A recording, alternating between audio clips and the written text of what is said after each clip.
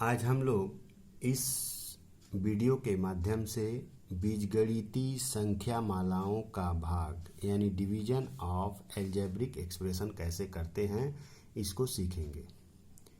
तो इसको सीखने के पहले हम लोगों को बीजगणितीय संख्या मालाओं के बारे में जानना पड़ेगा, जिसकी चर्चा हमने इसके पहले वीडियो यानी जब बीजगणितीय संख्याओं का योग, बीजगणितीय संख्याओं का गुणा, बीजगणितीय संख्याओं का घटाव बताए थे, तो वहाँ पर उसकी चर्चा किए हैं। इसलिए आज हम यहाँ पर उसका डिस्कशन नहीं करेंगे। तो भाग करने के लिए सबसे पहले हमको कुछ आवश्यक अवयव लगते हैं, कंपोनेंट्स लगते हैं। तो उसमें क्या क्या चाहिए हमें एक भाजक चाहिए यानी डिवाइजर चाहिए, और एक भाज्य चाहिए यानी डिविडेंड चाहिए। सेकेंड स्टेप आता है जब हम लोग भाग करते हैं तो भाग करने के पश्चात प्राप्त अवयव कंपोनेंट्स क्या क्या मिलते हैं। तो भाग करने के पश्चात हमें एक भागफल मिलता है और एक भागशेष मिलता है। यहाँ पर मैंने एक भाग कैसे करते हैं उसका एक सिंबल बना करके दिखाया है कि चारों जो अवयव हैं भाजक, भागफल, भाज्य और भागशेष की स्थिति कहाँ होती है। तो भागशेष की स्थिति कहाँ होती है। इसके बाद हम लोग जान लें कि ये भाजक, भागफल, भाज्य और भागशेष ये चारों कंपोनेंट्स आपस में जुड़े हुए हैं। जैसे कि मैंने यहाँ दिखाया है, भाज्य बराबर होता है भाजक गुणे भागफल प्लस भागशेष। यानी भाजक और भागफल को यदि गुणा करें और भागशेष को उसमें जोड़ दें तो हमें जो बीजगणितीय राशि मिलेगी वो भाज्य होगा। इस सब के बारे में हम लोग अर्थमेटिक भाग जब करते हैं तो वहाँ भी इसको बताया गया है। इसके बाद 4 नंबर में है चिन्हों का भाग।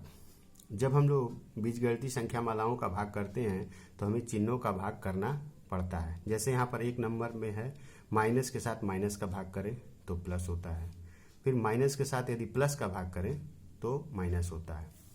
3 नंबर है प्लस के साथ यदि माइनस का भाग करें तो माइनस होता है, और यदि प्लस के साथ प्लस का भाग करें तो प्लस होता है। इसके बाद चिन्हों का भाग करने के पश्चात गुणांक का भाग किया जाता है, यानी जो बीजगणितीय संख्या मालाओं में जो गुणांक होता है उसका भाग किया जाता है। उसके बाद चल राशियों का भाग किया जाता है। यहाँ पर एग्जाम्पल के द्वारा हम एक बता रहे हैं, जैसे -8x³ को हम लोग भाग करेंगे -4x से। यहाँ पर हम लोग देख पा रहे हैं कि यहाँ भाज्य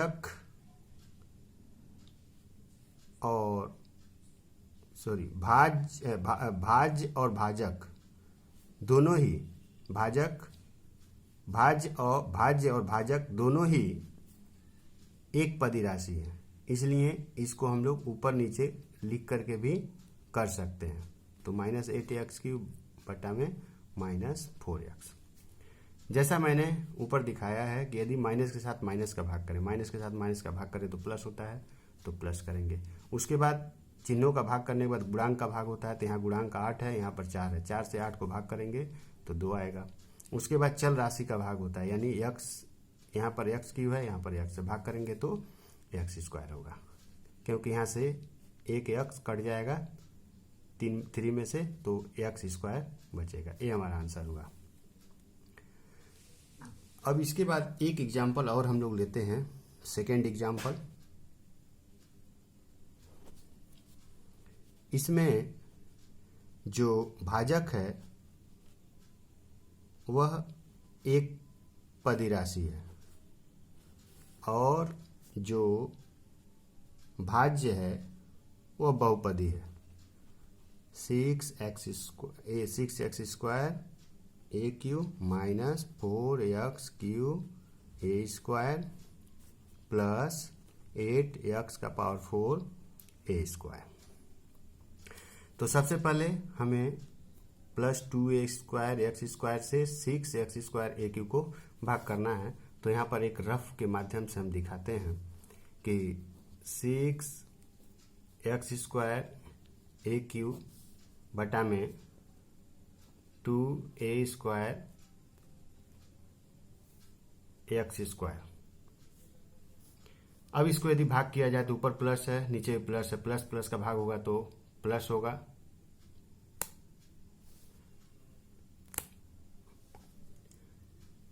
तो हमने प्लस किया। फिर गुणांक का भाग 2 से 6 को भाग करेंगे तो 3 होगा। a² से AQ को भाग करेंगे, ऊपर में 3 है, नीचे में 2 है, तो कट जाएगा, कट के a बचेगा ऊपर। और x² से x² कट जाएगा, यानी कुछ नहीं, यानी आंसर होगा +3a। तो हम लोग देख पा रहे हैं कि अगर 2a² x² को 6x² AQ से भाग करें तो हमको मिलेगा +3a। तो प्लस को दिखाने की आवश्यकता नहीं है। अब 3a मिल गया, इसको हम लोग 2a² x² के साथ गुणा करेंगे तो ये हमको 6x² AQ मिलेगा। जैसा कि हम लोग जानते हैं कि जब हम लोग भाग करते हैं तो घटाना पड़ता है और जब गुणा करते हैं तो जोड़ना पड़ता है। तो यहाँ भी हम लोग घटाएंगे। और बीजगणित का जब मैं घटाने का तरीका बताया था इसके पहले वीडियो में, तो वहाँ बताया था कि नीचे के चिन्ह बदले जाते हैं। तो यहाँ प्लस है, इसका चिन्ह हो जाएगा माइनस। अब हम लोग देख पा रहे हैं ऊपर प्लस है, नीचे माइनस है, तो दोनों का मान सेम है बट दोनों का साइन अपोजिट है, इसलिए घट जाएगा, यानी ये कट गया। इसके बाद हमारे पास आएगा 4x³ A²। हम लोग देख पा रहे हैं कि यहाँ पर प्लस है, यहाँ पर माइनस है, तो प्लस के साथ माइनस का भाग करते हैं, प्लस के साथ माइनस का भाग करते हैं तो माइनस आता है, माइनस। तो 2a² x², अब 2 से 4 को भाग करेंगे तो 2 आएगा। a² से x² कट गया, x² से x³ को भाग करेंगे तो x² कट जाएगा, बचेगा x, यानी 2x। अब 2x से इसको गुणा करेंगे तो यही हमको मिलेगा -4x³ A²। यहाँ भी हमको घटाना ही पड़ेगा, तो घटाएंगे तो नीचे प्लस में माइनस में दिया हुआ है तो ये प्लस हो जाएगा। अब ऊपर माइनस है और नीचे प्लस है, बट दोनों का मान बराबर हो गया, इसलिए ये घट जाएगा, यानी कट गया। सेम इसी प्रोसेस से हम लोग इसको भी भाग करेंगे। यहाँ प्लस है, यहाँ प्लस है, प्लस प्लस का भाग करते हैं तो प्लस आता है। तो 2 को 8 को भाग करेंगे तो 4, a² से x² कट गया, x² से x को x का पावर 4 को भाग करेंगे तो x² कटेगा, बचेगा x²। तो यहाँ पर हम लोग x²।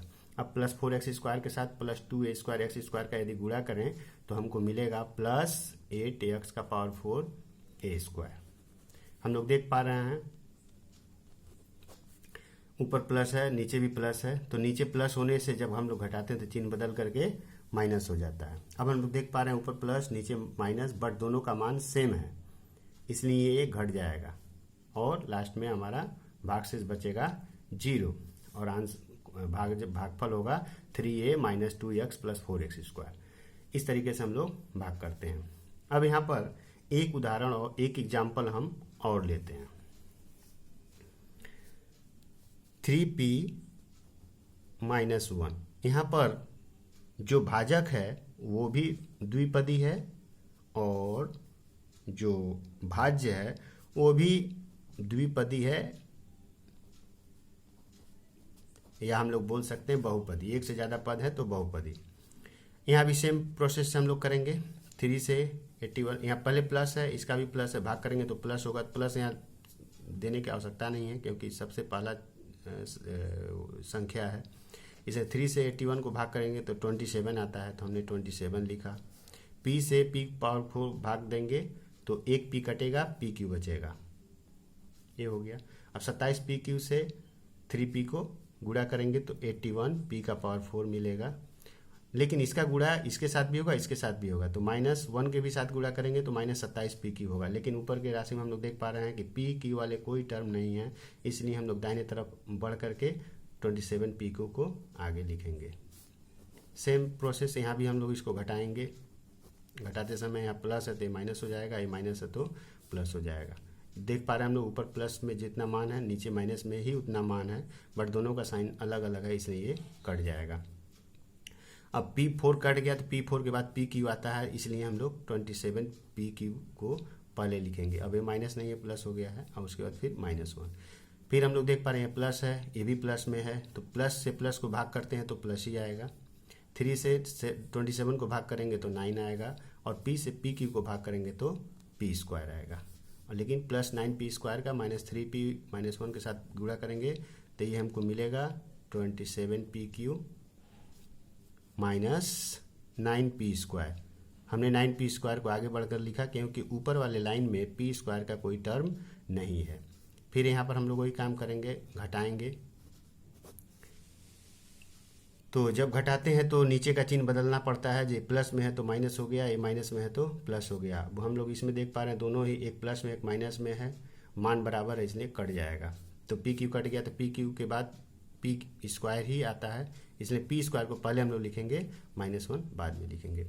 फिर यहाँ पर हम देख रहे हैं प्लस है, ये भी प्लस है, प्लस से प्लस को भाग करते हैं तो प्लस ही मिलता है। 3 से 9 को भाग करेंगे तो 3 मिलेगा, P से P² को भाग करेंगे तो P मिलेगा। अब फिर +3P में +3P से गुणा करेंगे तो 9P², अब -3P, लेकिन P वाला कोई पद नहीं है इसलिए -3P हम लोग को आगे बढ़ करके दाहिने तरफ लिखना पड़ेगा। फिर यहाँ भी काम करेंगे हम लोग, घटाएंगे तो नीचे का चिन्ह बदलेंगे, प्लस है तो माइनस हो गया, ये माइनस में है तो प्लस में हो गया। तो ये दोनों का मान बराबर है बट चिन्ह उल्टा है इसलिए कट जाएगा, तो यहाँ पर आ जाएगा +3P -1। अब हम लोग देख पा रहे हैं ये भी प्लस में है, वो भी प्लस में है, तो एक बार प्लस होगा चिन्ह और भाग जाएगा एक बार, एक से इसमें गुणा करेंगे तो +3P, और -1 में -1 से गुणा करेंगे तो -1। यहाँ पर हम लोग देख पा रहे हैं यदि हम लोग घटाएं तो इसका चिन्ह बदलेगा माइनस, और ये इसका माइनस है तो प्लस है, दोनों का मान बराबर है बट चिन्ह उल्टा है, कट गया। यहाँ भी वही बात है, कट गया, तो भागशेष 0। इस प्रकार हम लोग बीजगणितीय संख्याओं का भाग करते हैं।